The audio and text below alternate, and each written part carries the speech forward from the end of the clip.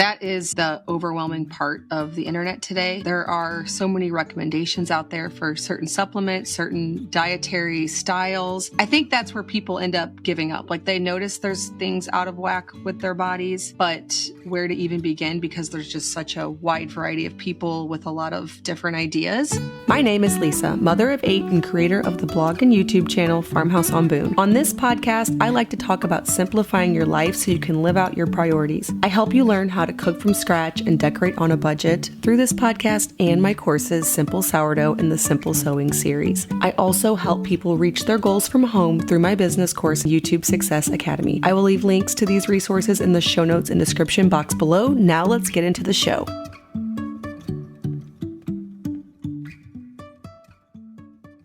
Welcome back to the Simple Farmhouse Life podcast. Today, we are having on Christa of the Less Stressed Life podcast. We have so many things to talk about, everything from thyroid to nervous system to food sensitivities, restrictive diets, so many topics. I'm not sure how we will even scratch the surface of all of these things, but the good news is if we don't address the topic that you're hoping to hear here, because there are just so many, we had so many great audience questions, you can always go to her podcast, Less Stress Life, and she can deep dive into a lot of these things. Christa is very knowledgeable, and she has a lot of information that I think you'll find very helpful if you find yourself maybe not as energetic as you'd like to be, sluggish, just so many things I think we deal with as moms, as humans, and I think she has a lot of insight to offer. So let's dive into the interview. All right, welcome, Christa. I just introduced you to the audience, and I think we have a lot of great stuff to jump into, to the point where we probably won't get to every question. I even had a few people that messaged me on Instagram with their own specific personal questions that I am supposed to be asking you as well. So we'll see how far we get with this. Let's start first with an introduction. Tell the listeners about your podcast, your mission, and what you help women with. Yeah. Well, things are always evolving for all of us in business, right? And so for a lot of us, our own history kind of informs how we work now. And so my podcast is called The Less Stressed Life. And I named it that in 2017. I was looking for a synonym to inflammation because back then Facebook Live was cool. And I was going on Facebook Live talking about inflammation, and the only people coming were those who already knew what it was. Well, nothing has changed 8 years later. Still the people who know what that is show up to talk about it.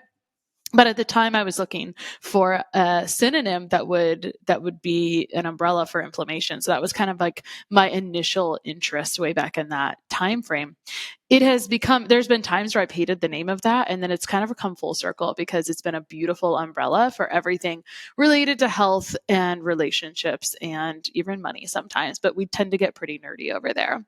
You asked me about my mission, and it's shifted, from everyone deserves a less stressed life without health symptoms to helping women specifically heal themselves and asking really high quality questions, because I have gotten to the point now where I think that how we change healthcare is health autonomy. It's educating ourselves and understanding how to bring things back into balance. And so I'm a really systems-based person. And so today when I'm answering some of your questions, I may take a beat just to be thoughtful, because some of them, sometimes we ask a question that's really innocent and it's a bit granular, and it's like, well, let's just back up and look at the entire picture here, because when we bring systems back into balance, most symptoms are coming, most signals from the body, they're all just messages that you have the opportunity to hear, or you have the opportunity to ignore, or there's another list of what can happen there.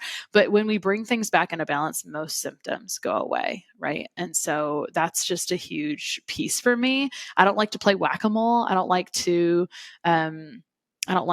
over restrict, over supplement, over test forever. And that tends to be a breath of fresh air for someone who's kind of been down, if we've already been on this health journey a while together. And that's pretty much where I'm at. I've been on this health journey for a long time. And it's like, you don't need a lot of things. You just need to know how to support your body.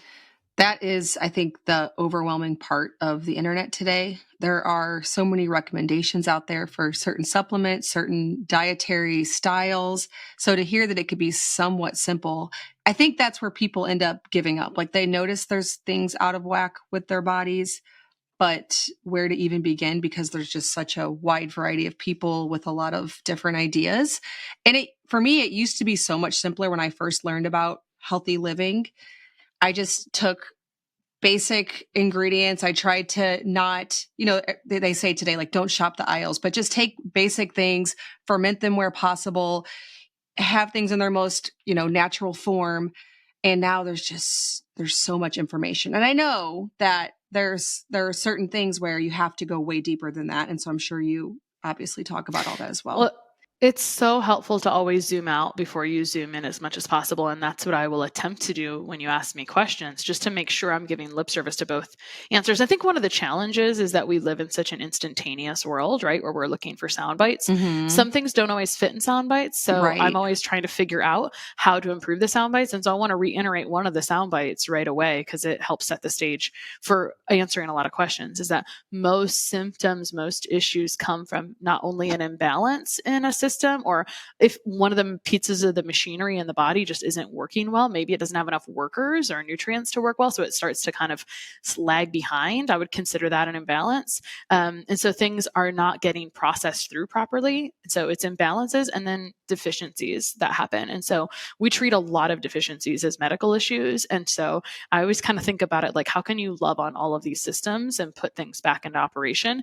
And then things should work. Right? It's like most people didn't come out of the birth canal reactive to lots of foods, right? So let's and that's a lot of my passions have come from not only some of my own health story, but also I see my health story in many of my clients as well. I have this kind of running joke, like, I've had most of the problems that my clients have had. And so I tend to be pretty passionate about the things that I feel we need the biggest shifts in, right, in this world. So. Yeah. Are there common themes you see? Like, okay, most women come to me and they have XYZ problem, and it can be related back to XYZ. I'm sure there are some themes, but. Oh, so many. I'm like, which ones should I talk about? Yeah. Which one should I talk about? A lot of and this will not be surprising. So maybe I'll break it, because I'm always thinking about how do we make this make easier sense, right? And so I always think about things from the health triad. So anytime you have any symptom, and so the health triad, I don't know if I made it up or if I found it, because I've been talking about it for years, but just imagine a triangle. And so you can look at any symptom through this lens. You can go about it from this chemical nutritional angle. You can go about it from a structural environmental angle, or you can go about it from an emotional and energetic angle. So I like to give the example of back pain. Usually you're going to go to structural first, right? And then sometimes you're like, oh, maybe I did that and it didn't work. So then you go over to the nutrition corner and you look at inflammation generally, which is a whole loaded topic. And then maybe you may eventually end up in the emotional energetic, which is something I've found huge for pain actually lately. But on that note, a lot of people come to me with any type of inflammatory symptom. A lot of things I work with were gut issues, a lot of skin issues. And food sensitivities, those are like the big ones that I work with. But then there's a whole separate section of some of my real passions are really helping people increase and have sustainable energy throughout the day. And then this other piece where you fall through the cracks, not only around energy, like, oh, I shouldn't have energy because I have small children. I think that's baloney. And then what about this other? I have a real passion for like subclinical thyroid stuff. So thyroid issues before they show up on blood work. And that would be kind of a thing for me in general. Is I can talk about the big surface level, but I love to try to make complex topics simple. But I love to I'm not very superficial. It's like very deep. And so you asked about the most common themes, and so when we think about that health triad, I think there's so much with all of that, but I make jokes that a lot of our work is nervous system based, which is why I try to do a lot of everyone hears that now. I hope if you're in the health realm, we hear a lot about nervous system stuff. And so I don't feel like I've heard that much. I think I've been out of the loop for a while, because I did all this research, back when I did it, and now I'm convinced of what I know. Yeah. And then it's, that's a good feeling too. You could talk about that, because I don't know if I really have heard much about that. Yeah. So your nervous system, why do I care about this? I think that's useful because I think maybe let me share just a touch of the story of how like practice started and why I kind of have come maybe 180 more so than even 360. But I first when I went into private practice about a decade ago, I was working with food sensitivities from a testing and kind of restriction and then reintroduction phase. And that worked until it didn't work. And then we brought in gut health work and that worked until it didn't. Then we brought in micronutrient work. And it was all of those things were really useful. You know, sometimes you've maybe heard this expression, like God won't give you things you can't handle. Right. And so it really felt that way in practice. It was like things worked until it hit a wall and then it didn't work. And then what I was seeing later was that people had a lot of fear around food reintroduction. I was like, this is literally contraindicated for everything. Like anytime fear is running the show, what happens, let's talk about the nervous system big picture for a second. So, and just, there's so many ways to think and talk about it, but I just like to try to make it tangible and useful. So we have tens of thousands of thoughts per day, maybe like 40,000. And 95% of them aren't really that helpful. They're really subconscious. Really, the subconscious is operating things. And that's kind of like the very beginning of the nervous system. Because if you think about the brain is the one who sends out signals to make hormone production and other things. But one thing that happens with the nervous system is that if the nervous system mostly the brain, and it's like the brain, spinal cord, and all the nerves that come from it. So the brain is really in charge of so much, right? But if 95% of it is kind of not even our logical brain and more so our primitive brain or our limbic brain, then that always has to be part of an overall healing story usually. Okay. So I'm getting a little ambiguous, and it's not necessarily my goal. I want to talk about why this relates to food sensitivities and why it matters in general. And it's certainly not the only thing I do. I do all of the nutritional chemical pieces. I just feel when I look at that health triad, I've got to approach it from all angles in order to support people, because I'm kind of a crazy person and I really like results and I really don't like relapse. And so I really like to address all angles in order to be most effective.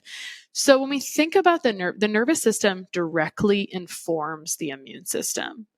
And if the immune system is overloaded or gets the communication that things are not okay, and we can talk about this in a tangible way of like how people respond to food sensitivities and why I think people respond a lot to like dairy and gluten and issues like that in general negatively. So it's all information to the immune system, which you may know like is largely in the gut, not completely, but largely in the gut. So you have all this information coming in, not only from the food you eat and your environment and the toxins coming in, but also from the nervous system. And so that informs it pretty much just as much as all those other nutritional physiology things does. And when the immune system is feeling under fire, or like things are not safe, it's going to not only fuel inflammation, but it's going to create an imbalance. Shocker, going back to the same concepts we started with, is going to create an imbalance in the immune system. It's actually going to alter like these specific T cells, Th1, Th2, and those are going to create different types of reactions. Those reactions might look like if one is dominant, it might look allergy, like getting sick, sinusitis, eczema, atopic things, allergies, and the other one may look totally different. It might look like pain, not getting sick, etc. So nervous system stuff. I mean, if we think about, I want to give one more example because it really is a huge piece of food sensitivities, in my opinion, is if we think about the very top of the brain, maybe a story would be useful here. Last summer, my husband's an adrenaline junkie. And so he really wanted to backpack on dirt bikes into the mountains on really difficult trails. And I was not equipped for this journey. So I was very proud of myself because usually this is very scary for me. And this has been a long-standing thing that I get dragged along on these things and I try to be the supportive wife. So I'm going up this mountain. I make it about 2/3 of the way and I'm so proud of myself. And then things start not going well. Long story short, I am rattled and I am out in nature, and usually nature is the best place for the nervous system. Like 15 minutes in nature can give you a couple of hours of like stress. I can talk more about where that comes from. But anyway, I'm in this ideal place, no phone service, no alerts going off, looking at a mountain lake, and I'm just like shaking. And the reason I share this is because things can go awry at any time. And so what I noticed coming off that mountain a couple of days later is my digestion was off, like poor digestion, noticing undigested food in the stool. And the reason I bring this up is because when stress goes up, the first thing that goes down is all digestive capacity. Your stomach acid goes down, all other digestive function goes down. And when we don't digest well, all kinds of things happen, right? So I just bring that up because there's always a crossover into all these different things. And so I think the question started with what are the common themes? Man, there are so many common themes. There are so many common themes. I'm sure we'll get into more of them as well. So. Yeah.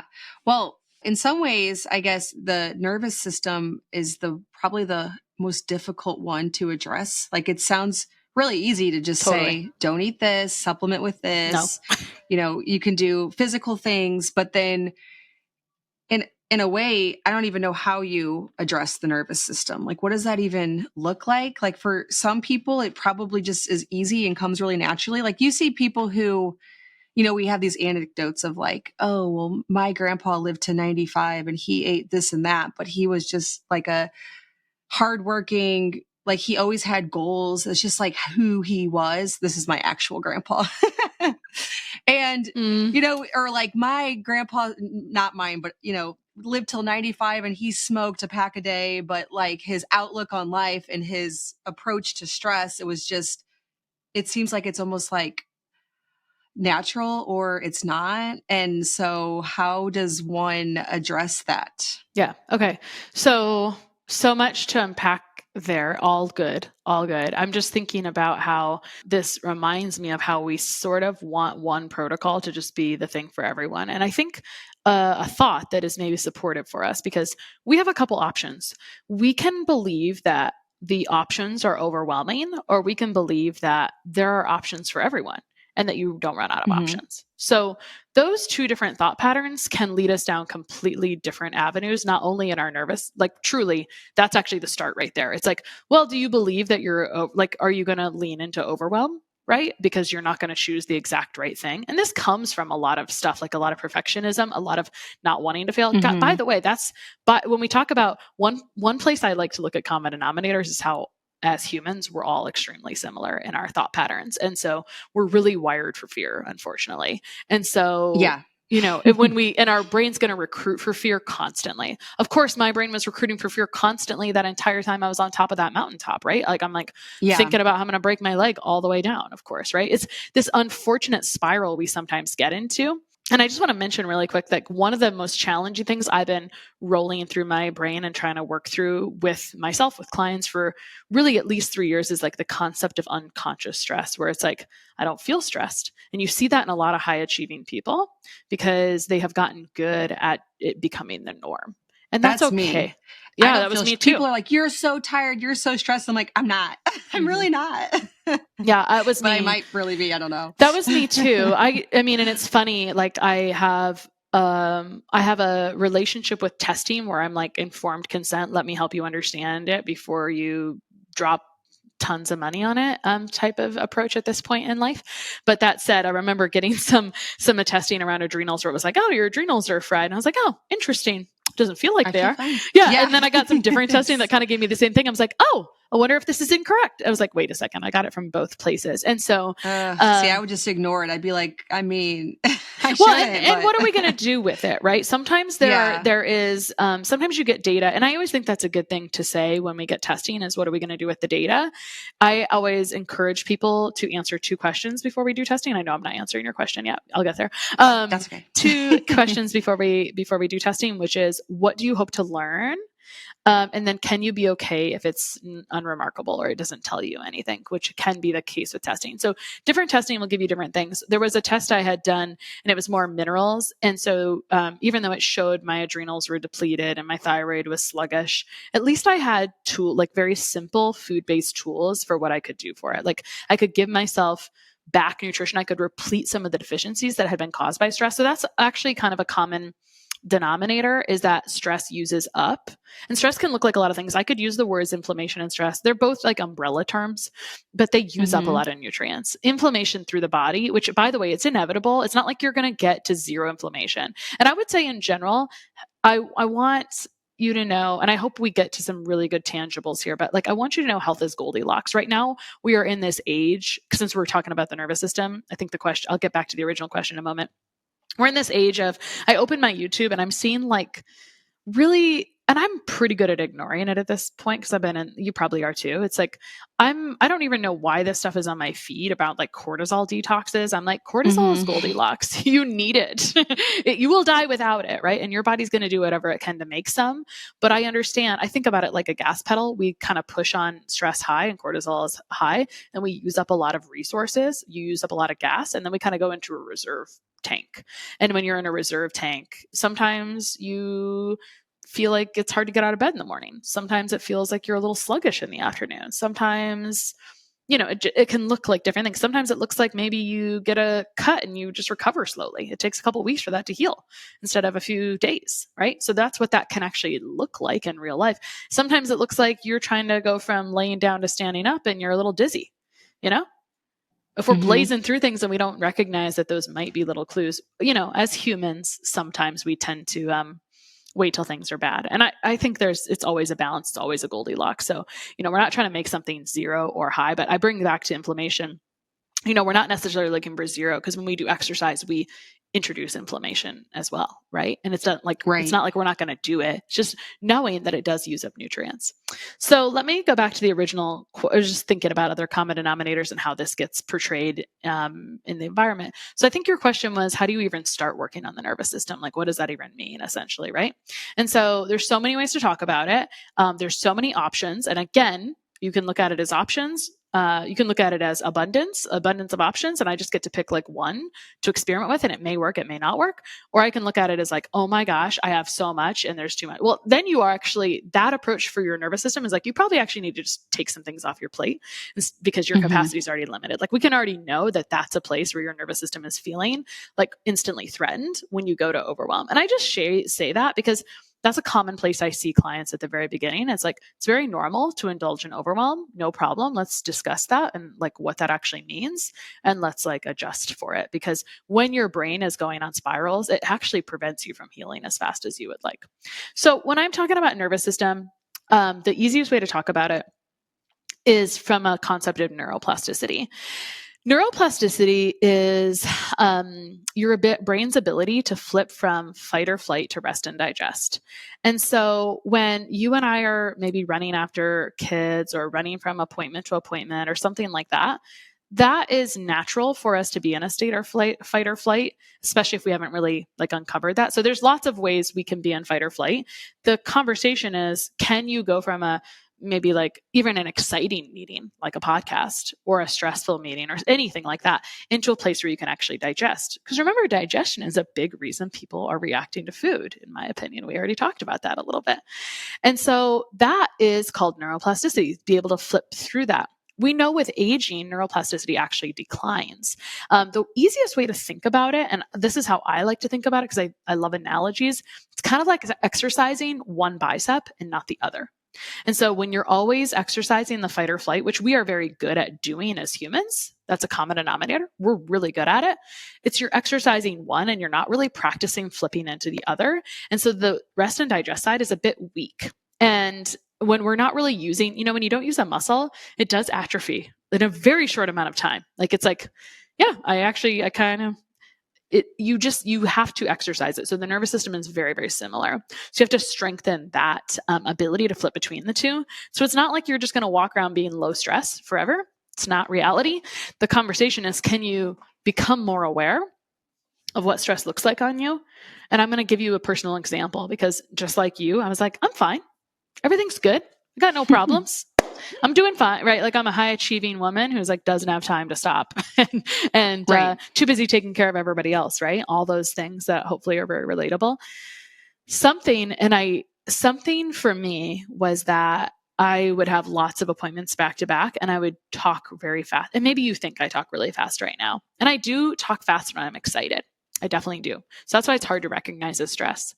But my heart rate would be beating really quickly. And I try to catch myself because sometimes I have a lot I want to share and a lot I want to tell you. Sometimes I have to catch myself and take a breath to get my heart rate to slow down and just slow my rate of speech. Because what a crazy thing that's making my heart rate go higher. So obviously my cortisol go higher, right? So what an interesting thing that I was not reading as stress, but was being read as stress by my body, right? Mm-hmm. So just kind of a useful, very tangible, like sometimes stress doesn't look like we think it looks like. So neuroplasticity is essentially switching from one side to the other. And there's lots of tools that can help do that. I get lots of questions about that with kids, et cetera. But that's kind of the crux of it, is like, can you recognize when you're in a more heightened state, and how fast, or can you flip into a less heightened state?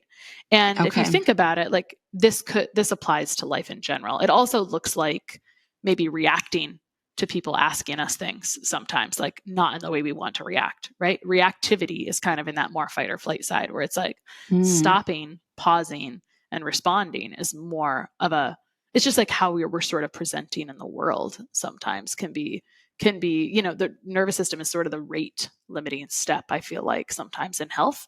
And so even, I'm going to tie that back to a little bit of nutritional chemicals. So even when I was getting these mineral analysis, and they were showing me long-term depletion of minerals, which was showing me subclinical thyroid stuff and adrenal stuff, and very validating to someone who would normally fall through the cracks, you could give people really specific guidance around consuming certain nutrients, and they could feel better. And I did too. Like I definitely do when I'm consuming enough of certain nutrients and minerals, like different types of electrolytes and things. But in order to really make the needle move and for those to resolve, you do have to tend to the nervous system, because the reason that those are being dumped, the reason those are being used up, is because of cortisol, because of aldosterone, another stress pre-hormone made by the adrenals, because of the activity of stress hormones in the body overall. All right, taking a quick break from this episode to tell you about my course, Simple Sourdough. So I've been educating on sourdough since 2016 on my YouTube channel and on my blog. More recently, I took those years of resources, recipes, how-to instructions, and put them all into one course so that it's all compiled together. You can get it in one place and learn from the very basics. So if you are brand new and you want to learn how to do sourdough the simple way, or even if you want to improve your baking skills, you should check out my course, Simple Sourdough. It's all for a very affordable price. I wanted to get this information into kitchens all across the world. You can learn more and become a student at bit.ly/simple sourdough course. bit.ly/simple sourdough course, all one word, all lowercase. So yeah. And I come back to that sounds like the hardest part.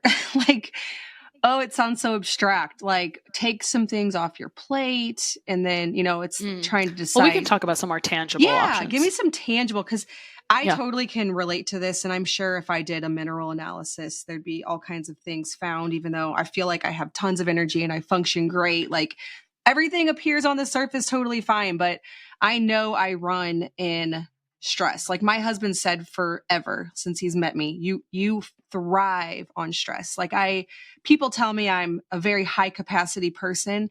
And I think that's probably because I thrive on stress. Like if I don't have enough going on, I'm just so bored. Like I don't chill. I have to go.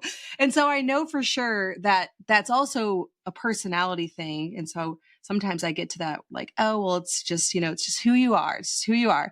But also if you are depleted in some nutrients, trying to solve that. Yeah. What are some of the tangible ways to address that? Yeah. Why don't we, maybe we'll try to talk about tangible ways from that health triad perspective. I'll see if it works like that. But I'm also say for you, it's like, I'm never here to tell someone that they have a problem that they don't think that they have. I love awareness. Well, I'm sure we do, because everybody I know who goes to, like, we have a natural doctor in our area that everybody goes to. And if you go to her, you come out with like some kind of deficiency, some kind of food sensitivity. I'm like, if I went, I'm sure I'd have to give up dairy or something. Yeah. I don't know. I'm just making that up. I get it. And I think that there's different strokes for different folks. And I think that probably everyone's got some deficiencies. My approach to that is like whole food nutrition as much as possible. And I think that's the thing. It's like you have a lot of when we have good foundations, that's great. It's like once we get to over restriction, which I'm really passionate about, we send our nervous system into really negative fight or flight, and we become really hypersensitive. So people who can only eat a few foods, this is really where my interest and passion for this came from.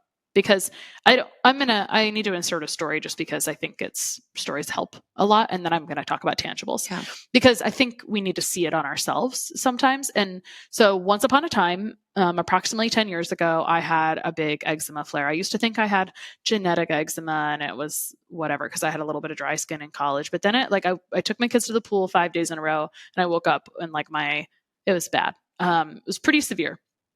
And, speaking of stress, I was switching. I was kind of like doing two jobs, like kind of switching. I was doing a little bit of career change.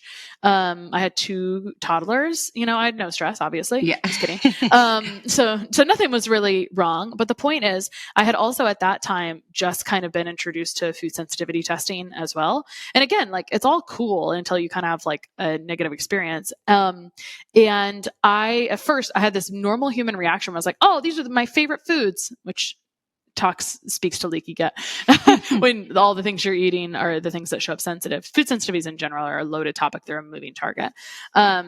They are real. It's just a matter of, is that the approach you want to go is restriction? I don't think that's healing personally. There's other ways to do it. So there's always options, remember? So if you don't like that option. So what happened was I went and I restricted the foods for the prescribed amount of time, a couple of weeks. Unfortunately, for some people, this turns into a long time, especially because sometimes they see their symptoms improve and then they're afraid to bring food back. This is a huge thing I'm worried about for people that I like to help them overcome. Mm-hmm. And so what happened to me was I restricted foods, and this is a whole emotional thing too, which of course is talking more to the nervous system, as we've already learned, right?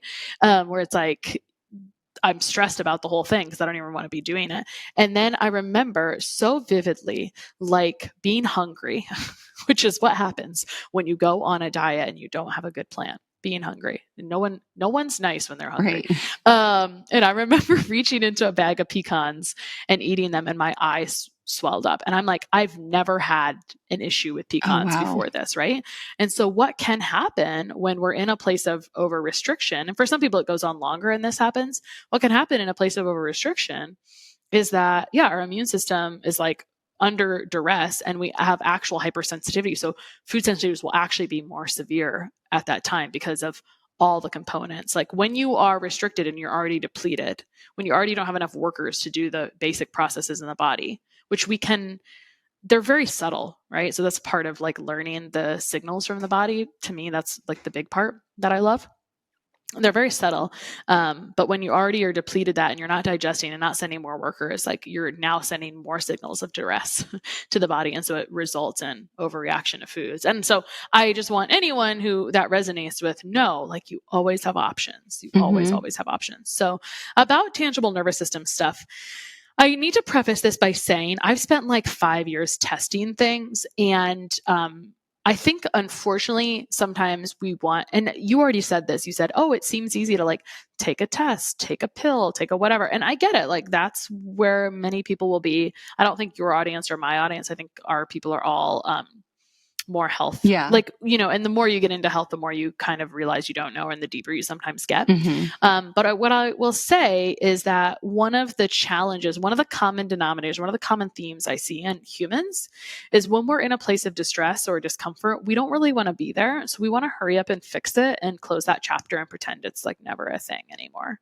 And so unfortunately with the nervous system, one of the sucky parts of it is it's like a whole wiring underneath the surface. It's like a whole software program. And so I'm going to give you some very tangible things, and they may help a bit, and it's good to do lots of them potentially, and all of that can be helpful. And when you have the capacity, there's always another layer. We can always continue. Like we can always be a little bit better if we want to. So again, always options. But I think one of the challenges is when we're like, okay, I want to hurry up and figure out how to fix my nervous system. Maybe our approach to it is a little funky, right? Where it's like, oh, maybe I could just do it in like a half a day session somewhere, right? Okay, so for 5 years, I've been testing different modalities. So I'm going to give you like a little bit of a hierarchy. If I've got someone who is kind of unconscious of their stress, but I can see it, because usually you can see the label on a bottle better than the person swirling around inside the bottle, right? So like in the case of, and I'm not saying you, but let's just use your example where you're like, I don't think I'm stressed, but my husband says I'm really, really thrive. And well, I sometimes am. I don't want to say not. No. I just mean like in general, like all the time. Yeah. There are definitely times where no, there'd be no confusion. I totally get it. I totally understand. I mean, we can look at our history and say, like, I used to say, oh, I thrive on deadlines. I'm like, what does that say about me? Right.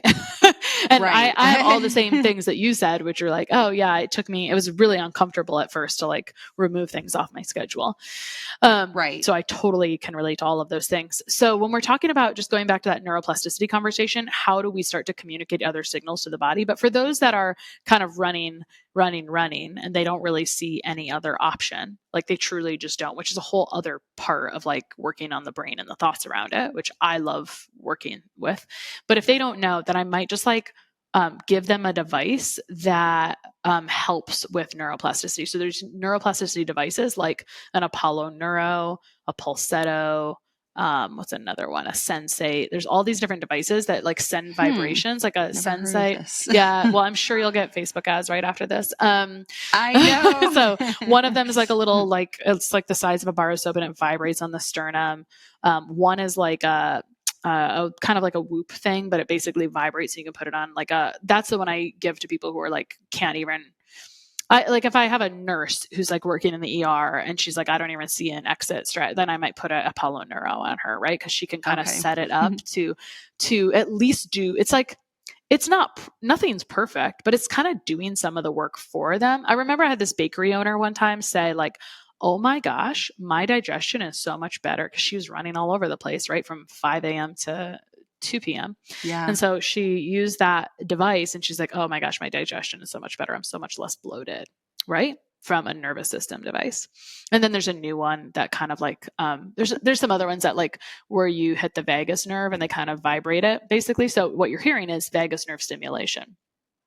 Is always an option. So when we are only exercising one side of the nervous system, we're not really like toning that vagus nerve, and the vagus nerve innervates everything from our brain all the way through our body and to our major organs. So of course there's like tons of science wrapped up in nervous system stuff, but that might be like a device I would give for someone who's like doesn't even see any option. Some of the other stuff is simple. So me acknowledging, oh, my heart rate's going fast, me stopping and catching that and switching that is a form of neuroplasticity. Some other ones that you've heard about, but you might roll your eyes and go past, would be any kind of meditation or any kind of slowing down to like have mindfulness around that. Gratitude on its own, like any kind of gratitude practice, which is, by the way, is really a thought practice. It's kind of like that whole conversation around leaning into overwhelm or leaning into abundance. It's like I either have a lot of options or I have too many options. It's like really a choice of what's being communicated. Same thing, but you're choosing one. Right. It's really like that brain thought is like communicating to the whole rest of the system. Those are literal free neuroplasticity things. There's a lot of vagus nerve system toning things that are free: singing, humming, legs up the wall, things like that. I personally, something I like is being able to see breathwork. So basic premises on breathwork really quickly, because it's a big thing I use in practice, is there's a couple little tools. I use like longer sessions for fun just because it does more toning and more like it.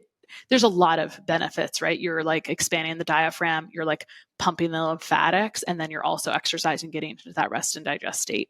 There's a lot of us that have dysfunctional breathing. So, I always just like to do things that are like enjoyable, but are like a dress with pockets. It's like, how can it do lots of things, right? And so the basics about breathwork that I want to share that I think are related to that overall heart rate is that we cannot think our way into slowing our heart rate down, right?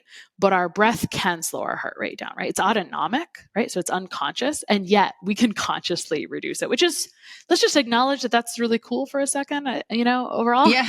And so with breath, it can be really simple. So the main thing is that you breathe out more than you breathe in. So, because if you breathe in too much, so someone who's really predisposed to anxiety, you can actually like hold on to too much carbon dioxide and kind of make you like a little bit uppity. So you always just want to make sure you're exhaling all the way out. So if you inhale 3, you want to exhale 3, 4, 5, 6.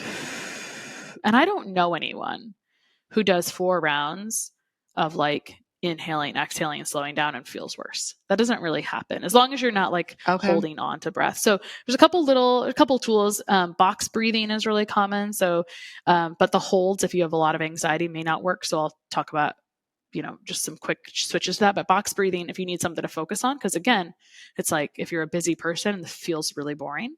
So sometimes we just have to be really clear and tangible to ourselves. So it's inhale 4, hold 4, exhale 4, hold 4, repeat that 4 times. But back to if there's a lot of anxiety, I would just inhale 3, exhale 6. You can call, like there's a provider that adds words to that, like where she's like, I am at peace. And so the thing about neuroplasticity is like you can go buy a $300 device and not put any attention on it and get some benefit. And I guess let me say this, because I think I was going to start to say this before.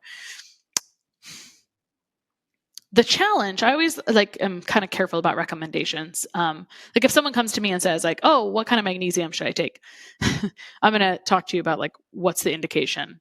What are you going for? When to take it? And like the dosing and all those pieces. Same with like a fish oil or something. I'm like, to tell someone to go take a fish oil isn't really in good service to them because most people are going to take way less than they should to even see a difference.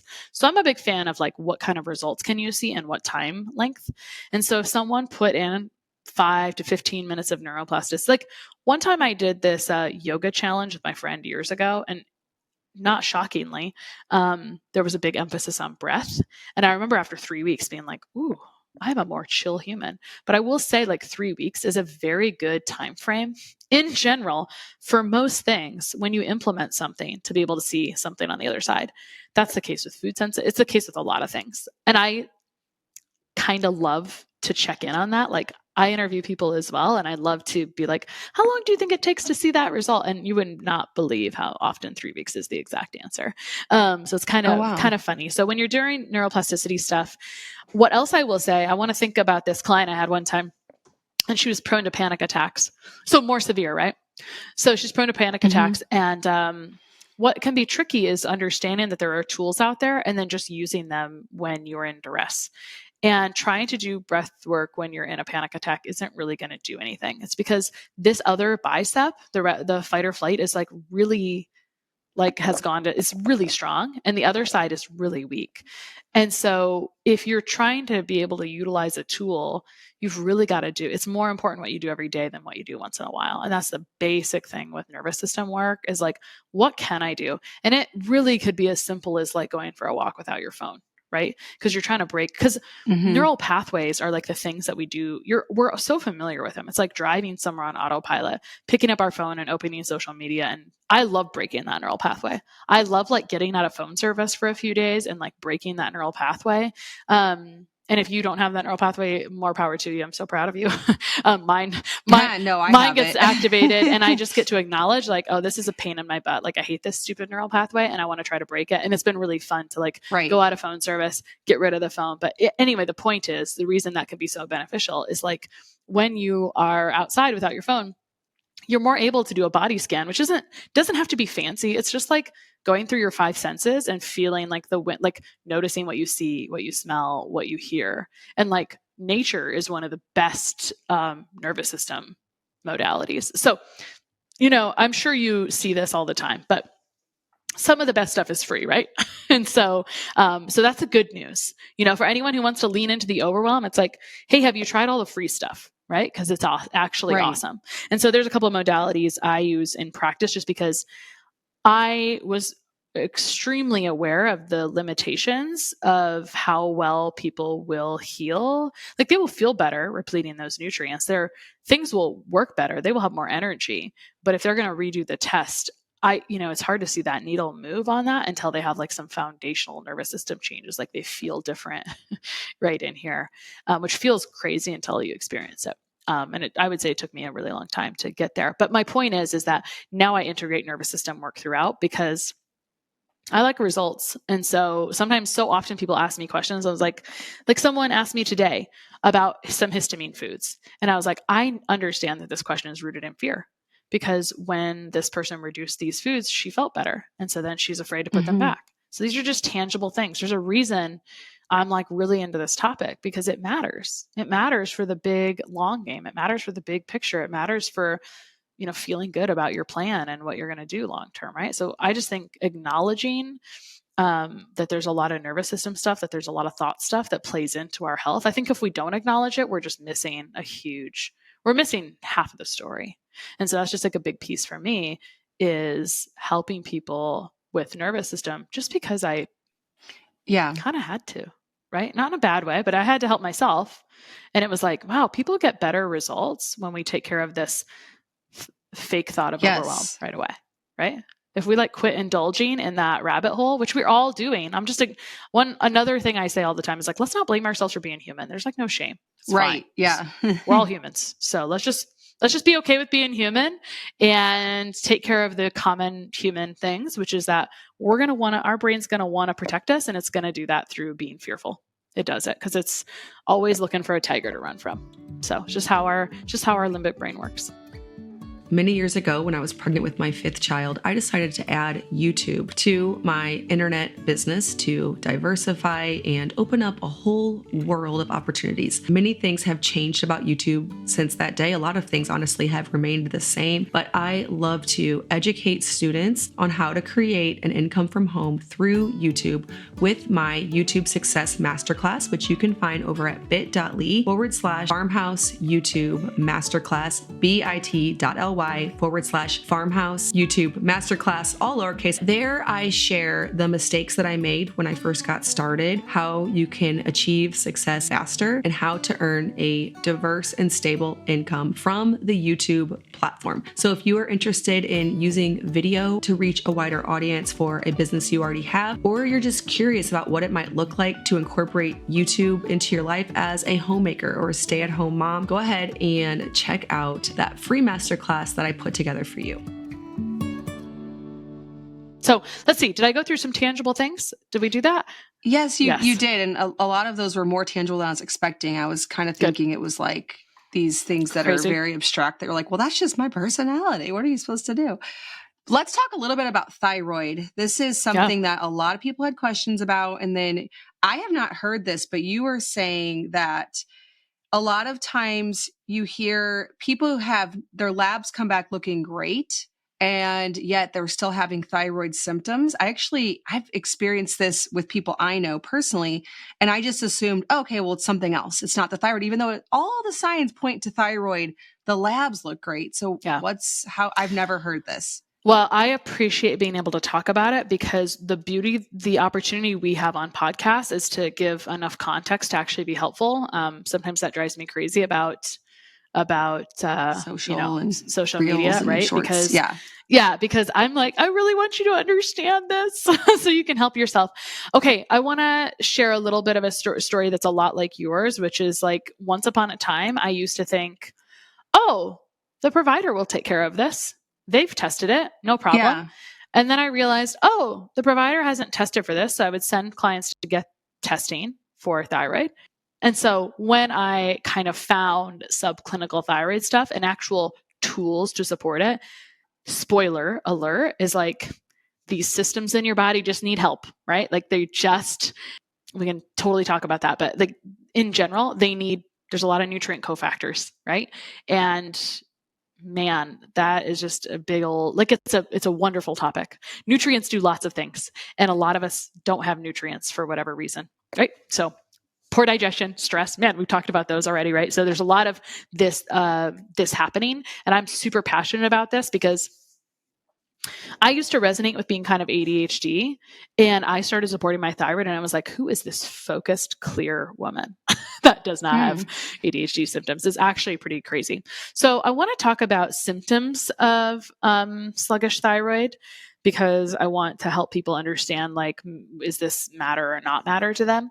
Because I think that's all we really care about is if we see ourselves in this story. Yes. How does this apply to me? No. Right, exactly. So I want to talk about the 3 big ones, and then I want to talk about some less common ones. So I had to pull up my list so I didn't forget any or get distracted. So some of the big ones that are really significant is that cold hands and feet. If you feel kind of chilled to the core, you're just always cold, it's probably more severe than cold hands and feet. Hair loss, especially hair loss and outer eyebrow thinning. And then just like extreme fatigue, I would say overall. But there's several others that I think are big ol', well, not me as a person, like that are absolutely big ol' sluggish thyroid symptoms. So I use different words to describe the same symptom because we don't all we don't all resonate with the same symptoms. So like for people like you and me, we may not resonate with the word brain fog, but we might resonate with going into one room and forgetting why we walked in there, right? Or trouble focusing, or I call it squirrel brain. All of those I would put under that category. Here's a good one: the need for coffee to have a bowel movement, because sluggish thyroid can create sluggish motility. Spoiler alert, that's also why I got into this. Not only because I had the second part of my health story years later was after I resolved my skin stuff. I was working for a fasting program when that was all the rage, like in 2018, and totally screwed my stress hormones and my thyroid and adrenals. And so you don't recommend fasting, the intermittent fasting? Yeah, I mean, so we all should fast overnight, right? Right. But what the bottom line is things, a very common human tendency is to do too much of something or to overdo it. And so sometimes we start out with good intentions, like where we're nourishing enough, but eventually we can end up not nourishing enough. And so it can look like, oh, I had coffee and nothing else until 2 p.m., right? Which is just undernourishment. Remember, undernourishment, you could also eat 3 meals a day and not digest it and absorb it, or you have lots of microbes eating them up. That could also be undernourishment. And all of those things are going to create issues. So, and you're going to potentially have unstable blood sugar.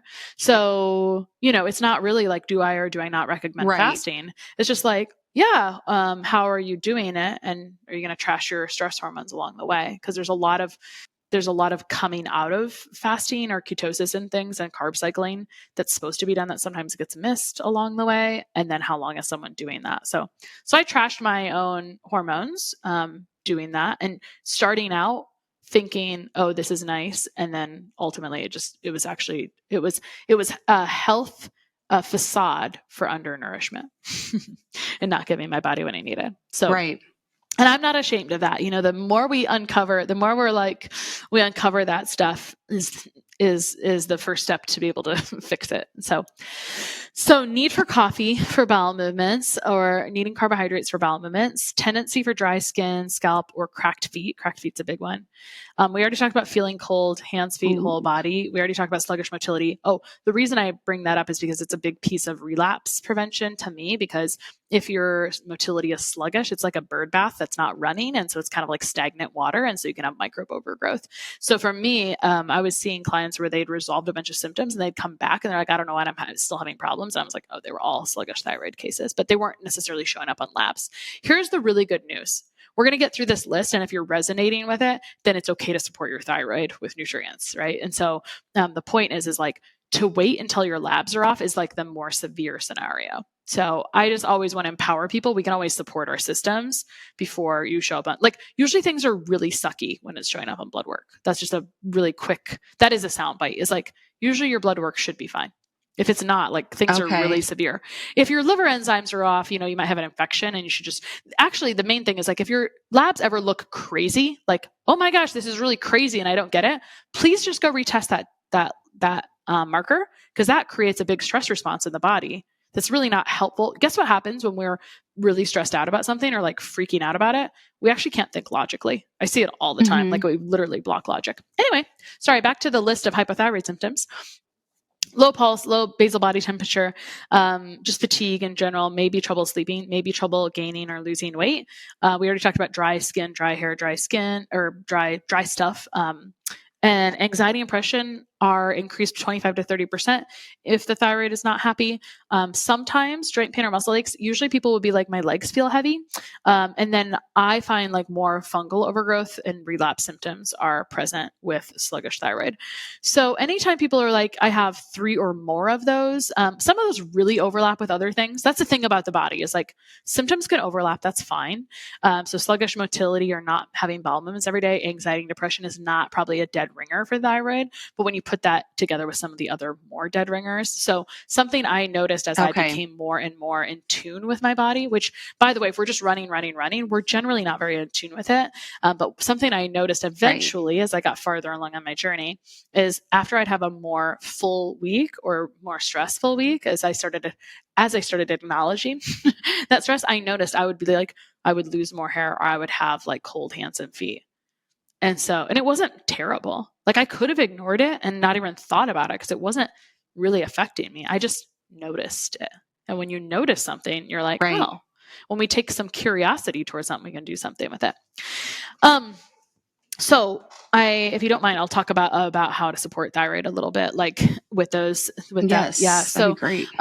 So thyroid's a big topic. I know you had some questions and people asking about Hashimoto. So I want to talk about that for people also, because it's usually, I almost hesitate to talk about thyroid sometimes with people because they don't think it's relates to them. And I think like, oh, actually we all have that organ. We actually all have these organs. So it actually applies to all of us.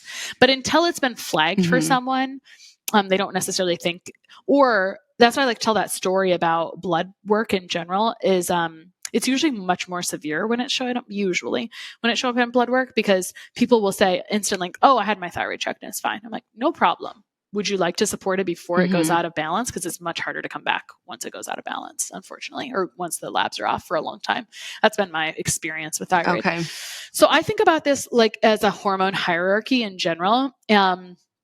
So the adrenals are something that are not talked about conventionally. But if you're talking about cortisol, the internet's talking about cortisol, so you probably know what that is.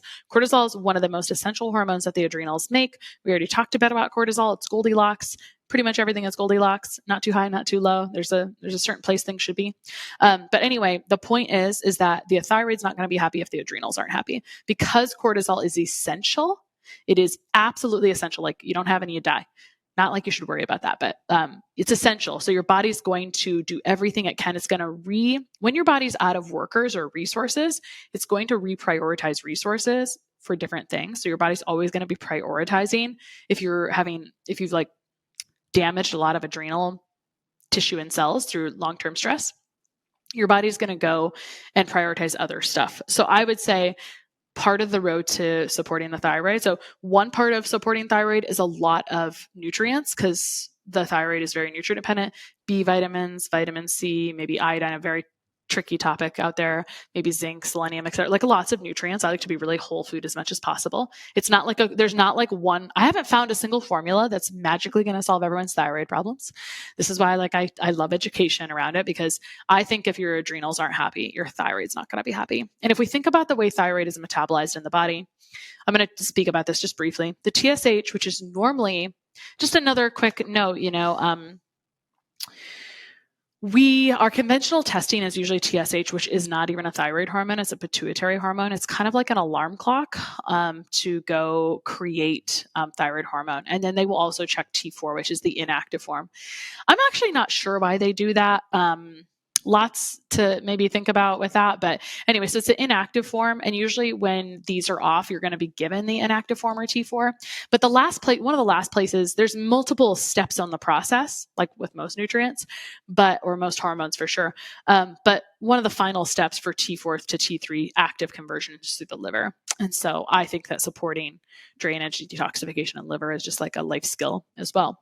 So those are some of my big picture thoughts about thyroid. But, one of my passions is the woman that was like me, that I would have totally fallen through the cracks and just kind of thought I needed to be spastic and not focus. There was a time where my Instagram feed was full of content around ADHD. I don't know why, but it was around that. And and people were putting all these symptoms on the thing. I was like, these are thyroid symptoms. That's me. I cannot look at this. I cannot look at this anymore because I have too strong of feelings about it. I don't want to talk about it. And so we call it ADHD, but it's just a little passion of mine that it's like, what if it's not? I mean, of course there can be, because there is some brain. I'm not an ADHD expert. I've spoken about it, but like there's some real places like where the brain is imbalanced, and I just think there's always options for everything. But so I don't want to diminish. I mean, people can be very attached to an identity or a diagnosis, so I don't want to diminish that for them. But I'm a questioner. We all have how we are. I'm a questioner, so I'm always like, really? Is that what do we have to satisfy? Are we satisfied with this answer? So I tend to be like wanting to look deeper. So that was kind of a little bit of a highlight around subclinical and generally about thyroid. But I think you had some questions about Hashimoto's, and I would love to talk about those because it's a little different angle as well. Okay. Someone was asking about Hashimoto's, or I don't know what they had asked. Yeah, how to manage and if elimination of enjoyable foods is the only way to treat. And I would love to talk more about that too. Yeah. Just the food sensitivities today. That's a big topic. Oh yeah. And I love talking about it because, you know, I like to disrupt, I like to disrupt the narrative, but it's just because I am unsatisfied sometimes with things. And I prefer if we could enjoy life. Like I'm a big fan of enjoying life and enjoying birthday cake. Yes. Yes. So big old fan. And where do you think that comes from? I just couldn't, it's just like, if we're taking the joy out of life, then that is stress. So it's kind of contraindicated in my opinion. All right. So I want to talk about Hashimoto's. It's like a layer you put on top. So we were just talking about the thyroid organ and the endocrine system and that hormone. And there's a lot that could be talked about with that. But when we talk about Hashimoto's, we're talking about an autoimmune thyroiditis, a hypothyroid, Hashimoto's is hypothyroid, so sluggish thyroid, whereas Graves was hyper. So Hashimoto's, what I want to convey is that there's a lot of immune implications, not surprisingly because it's autoimmune, meaning there's a lot of gut implications. So when you correct gut dysbiosis, usually those so how do they know they have Hashimoto's? And this is a little tricky because usually conventionally they're only testing TSH, remember the alarm clock, the pituitary hormone, maybe the T4. So they're not doing a full panel. And so usually for Hashimoto's diagnosis, it's going to be through thyroid antibodies being tested. And for some reason, there's a lot of pushback on this. You can order your own if you ever had that desire. You can go to requestatest.com. Not very expensive. I'm a huge person around empowerment.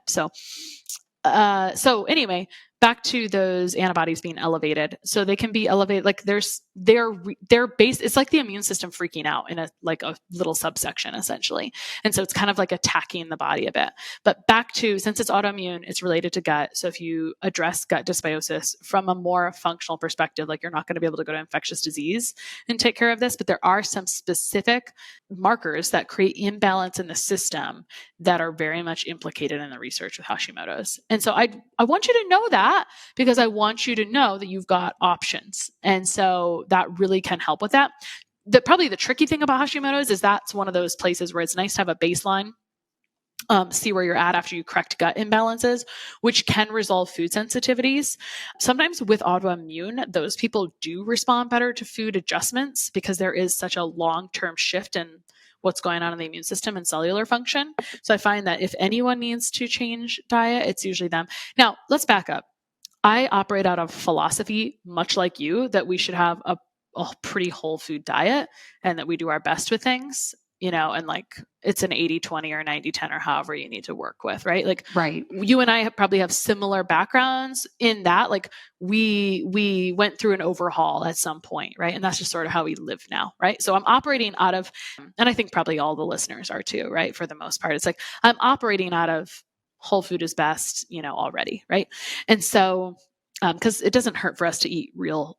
Obviously, when we're eating real whole food, that's the best kind of messages for our body, as long as we're digesting those foods. Sometimes some of these other Franken foods we have in our environment that are very common are sort of should we be those are maybe harder for our body to process, digest, because they're just not even real. I feel really comfortable saying that about food dyes and things like that, right? It's just this wasn't meant to be in our system, right? Right. Yeah. So there's that too, just acknowledging that side note. There's always many layers here.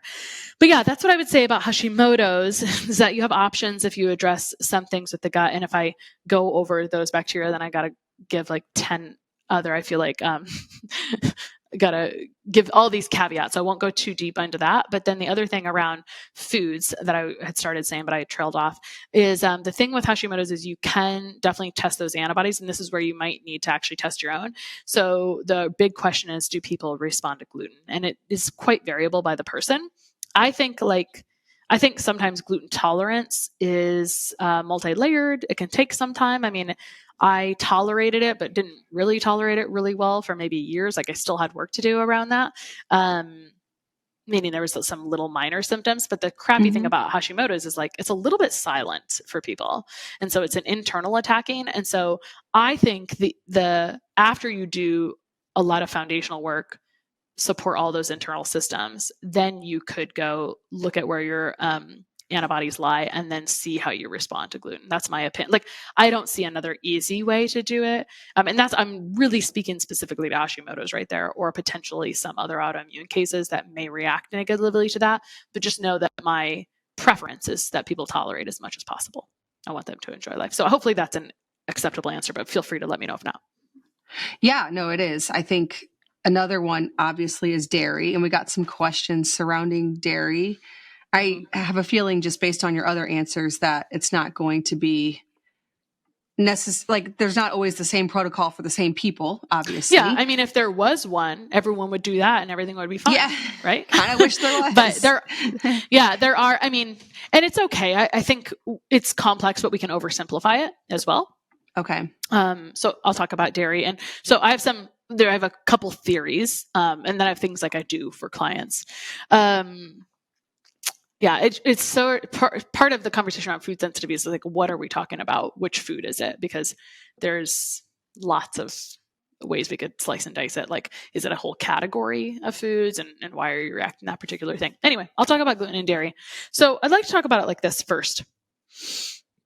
Things that we consume every day, like the normal diet, even like a normal whole foods diet, might be quite rich in dairy and gluten, right? Like in theory, there's a lot of foods that would have dairy and gluten. If you're not avoiding those, like it's pretty normal to eat those every day. Right, yes. So if you have gut permeability, which I personally think is a secondary thing to gut imbalances and stress that cause gut permeability, I personally think I don't find it like a primary thing. I like to work on those other root causes in order to correct gut permeability. And sometimes people are trying to do things upside down. And if it works, great. But like sometimes people are like going and just trying to take a bunch of glutamine and like, I just got to fix my gut. I think fixing my gut is a whole loaded topic that the internet is a bit confusing about, unfortunately. So we can try to unpack that too. So I just acknowledge that if it was really, it's unfortunately just, it's not like, oh, we're going to look up the perfect answer and it's the same for everyone. And I don't really personally think that over restriction is the way we heal our gut. I think about when we restrict foods or when we change our diet, it might be like having a sprained ankle and using crutches or sitting down on the couch. It may relieve some pressure on that. That's how I like to prefer to think about it. It doesn't mean that it's the only thing that was healing that sprained ankle or the broken ankle, depending on how it is. I think that's the easiest analogy for like restricting the diet. Okay. So if you have gut permeability, which is like having fishnet tights instead of nylons, what's happening, and this is kind of the crux of food sensitivities in general, is that food comes in, it's probably not being digested fully, and then you have large food particles crossing fishnet tights.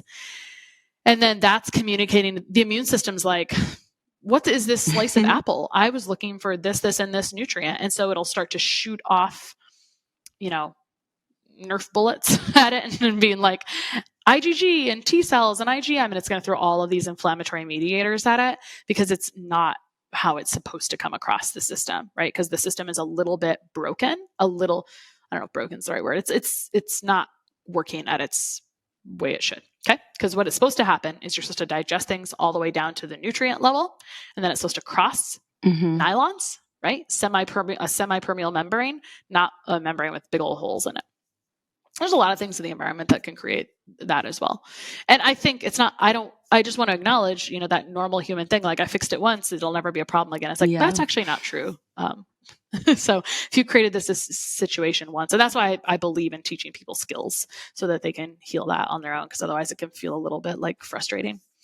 Anyway, but so what should happen when you're not breaking that down, it's the things that you consume most often are going to become sensitivities because they're going to be undigested, crossing that bigger line. Like they're going to be coming across too fast, too big, and the immune system's going to be like, hey, what in the heck are you doing here? So I just think about like, that's the whole concept. If you've ever heard anyone say around food sensitivities, like I just tested positive to all the things I eat the most.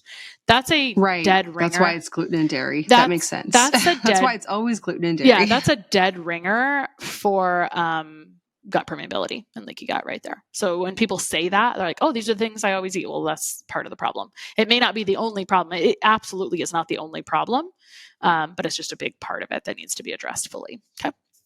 So that's part of it, I would say. It's a huge part of it. And that's one of the reasons I think that people respond so much to gluten and dairy.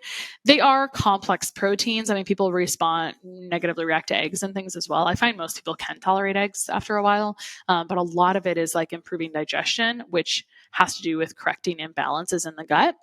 There are specific, just like with Hashimoto's, there are specific imbalances that are related to Hashimoto's. There are some specific imbalances kind of related to dairy tolerance. And I will mention as well, when I was reintroducing dairy, I and working through my tolerance, and my story was a little slower back then because I couldn't find anyone to help me very well, unfortunately, back then. I did a lot better with like grass-fed dairy before I ever did conventional dairy. And so when you're reintroducing things, path of least resistance. So the emotional piece is like, I want to just like go to Dunkin' Donut. Probably not, but like the emotional piece is like, I want the big thing. And sometimes you just want to go path of least resistance. And I would say like grass-fed butter, certain grass-fed cheese, that's all like you would probably tolerate that long before conventional dairy or like glasses of milk. So, and that's all fine. And so part of it's like, am I reacting to dairy or am I reacting to histamines as a total? Am I reacting to grains as a total category? And so there was a time, in both of our histories where autoimmune paleo was very popular. I think you may have even had a question about that, and maybe GAPS as well. Oh, yeah. And so I think one of the reasons autoimmune paleo was so successful was it cut out like all of the foods that mold would want to consume.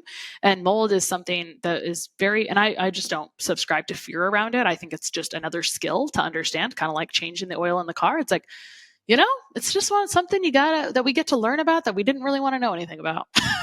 I didn't really want to care about that, but it is everywhere. Right. And if you have any allergy history, skin history, it's there a lot, and we don't have to over stress about it. It's just a matter of once it comes into the body, maybe you worked in a crappy office one time that had like a lot of mold in the HVAC. I mean, once you ingest it, it wants to hang out in the body and stay there. So it can come through the sinus passages through the skin, and it wants to kind of hang out as a colony. But the point is that it's going to make you look reactive to a lot of foods. And so people will chase around food reactions, and it's like, well, that's not actually even the root cause of what's going on. Food reactions are secondary. They're really not primary. And so it took me a long time to get to that place. And I'm going to talk about it as loud and as wide as I possibly can, because I think it's going to make people's lives better if they actually correct the imbalances. And when I talk about with a mold imbalance, it's just a really angry fungus that broke everything on the way in. And while it's there, it is nasty, but we don't have to, I think we have to like bring down the inflammation around the topic first in order to correct things. It's like, hey, let's actually quit freaking out about this and just like move it on out if possible. So I also don't usually use those I try to be careful with certain big words. Not that mold's a big word, but people have stereotypes around what they think, right? And I would say like, so I've used a lot of kind of crazy language already, like people have stereotypes around what they think about their thyroid. So hopefully I educated enough about that. But anyway, Yes, you absolutely did. And we have so many more questions. I want you to point people to your podcast. I'm sure that you deep dive into all of these things that they can just hear further. I know you bring on some guests as well, because it's such a broad topic that I'm like, we just scratched the surface. We just got started. All of this and it's okay. I know, exactly. Yes. So tell everyone where they can find your podcast, or if you have any specific resources that go into food intolerances, thyroid, eczema. These are all the big topics. Energy. We didn't even get to that, but so many people asked about chronic low energy, not being able, as moms, that's a big problem, because if you don't have energy to tackle your day, that's just going to make it near impossible to I feel like with motherhood and the pace of a household, it's not a sprint, but you do have to do stuff every single day. Because if you don't, then it'll all just pile up. And so you can't just stop. So you need a consistent, almost like a marathon type of thing. And so, all of these things. I mean, if I had my way, I would support like fatigue and that sluggish thyroid, but people don't really, unfortunately, we've been kind of told that, oh, this is just how it is because you have kids. I'm a huge fan of like having sustainable energy throughout the day. There are so many things you can do. And actually you had such a great list of questions. I'm getting into more solo episodes. I'll try to do a good job of making some. So I will say the podcast is called The Less Stressed Life. And on our website, a little known hint. Well, I have 2 hints, and you probably have this to an extent too, right? So we have our blog posts that sometimes you can go search. We didn't get every single transcript of all time put in there, but for years they have been. So there's a gap. Sometimes you can search for a topic, but one thing we do have that we try to update with some reasonable amount, is we have special playlists for the podcast. Like if you want super nerd stuff, if you want to talk about eczema, if you want some for parents, we have some specific to that. And I'm trying to get to now, I finally created the capacity in my own life to do more solo episodes, because I do appreciate being able to talk about this and be empowering about it and let people know they have more options. I also have a more specific, hopefully around food sensitivities. I have a secret podcast called Unrestricted that you have to opt in for, about skin and food sensitivities without over restriction. So I think I go over a lot of that stuff in there, which in general, I should probably do one on fatigue as well, because I could talk about that. I could talk about that at length. It's, again, one of my favorite topics, but it ends up being what I help people with second, because they tend to come with these other things that are more pressing, right? We're just, another common denominator with humans is that we either do things when we're inspired or desperate, but it's usually desperate. And so things that show up on the skin usually make us more desperate than our fatigue. Yes. Like we can be desperate about fatigue, but I find it's not quite as much. I mean, like you and I, it's like, oh, I'm functional. Right. But then you realize, like, I don't have the energy to clean up the house actually at all. So anyway, I'm very passionate about that. Always happy to answer questions about that. Awesome. Well, we will leave those resources linked below so that you can check them out, dig and dive deeper into all of these topics. If you feel like we just scratched the surface, that's because there's just no other way to do it. And that's why you have a whole podcast where you talk at length and for many, many episodes, many, many hours about all of these things, because that is how deep the topics can end up being. So thank you so much, Christa, for sharing your knowledge here on the show. And I do encourage anybody who feels like they have more questions to follow up on your podcast. Yeah. Thank you so much for having me, Lisa. Thanks, as always, for listening to the Simple Farmhouse Life podcast. My husband Luke and I and our 8 kids work together side by side on our little homestead and use our blog, podcast, and YouTube channel to reach other homemakers, home cooks, and homesteaders with practical recipes in daily family life. For everyday sourdough recipes, make sure to check out our blog, farmhouseonboone.com. And to dig deeper, we do also offer a course called Simple Sourdough over at bit.ly/farmhouse sourdough course. That's all one word, bit.ly/farmhouse sourdough course. If you're looking to learn how we earn an income online, check out my YouTube course at bit.ly/farmhouse YouTube course, all one word.